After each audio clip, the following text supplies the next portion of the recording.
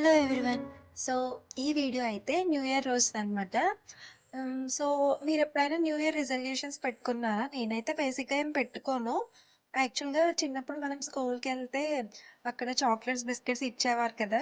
So, నేనైతే మా అమ్మ చెప్పేది ఈ న్యూ ఇయర్ రోజు ఏదైతే చేస్తామో అది ఇయర్ మొత్తం చేస్తాము అని చెప్పేదనమాట. సో, చిన్నప్పుడు స్కూల్‌కెళ్ళినప్పుడు చాక్లెట్స్, బిస్కెట్స్ న్యూ ఇయర్ రోజు తింటే ఆ ఇయర్ మొత్తం చాక్లెట్స్, బిస్కెట్స్ తింటాను అనే ఒక థాట్‌తో నేనింకా స్కూల్‌కైతే గంతలేసుకుంటూ వెళ్ళిపోయేదాన్ని. సో, ఇప్పుడైతే మనకి దీపావళి అంత ఇంట్రెస్ట్ ఉండట్లేదు కదా!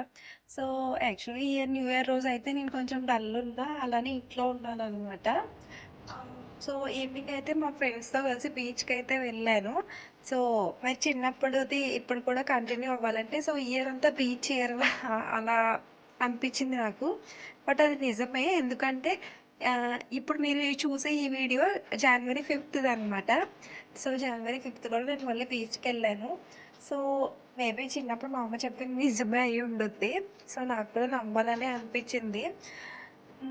ఇంకా న్యూ ఇయర్ రిజల్యూషన్ అన్నాను కదా! మీరెప్పుడైనా పెట్టుకున్నారా? నేనైతే ఈ ఇయర్ పెట్టుకున్నాను. సో, ఈ ఇయర్ నా న్యూ ఇయర్ రిజల్యూషన్ ఏంటంటే యూట్యూబ్‌లో 1000 సబ్స్క్రైబర్స్ రావడమే. సో, వస్తారు కదా! చేసేయండి మరి.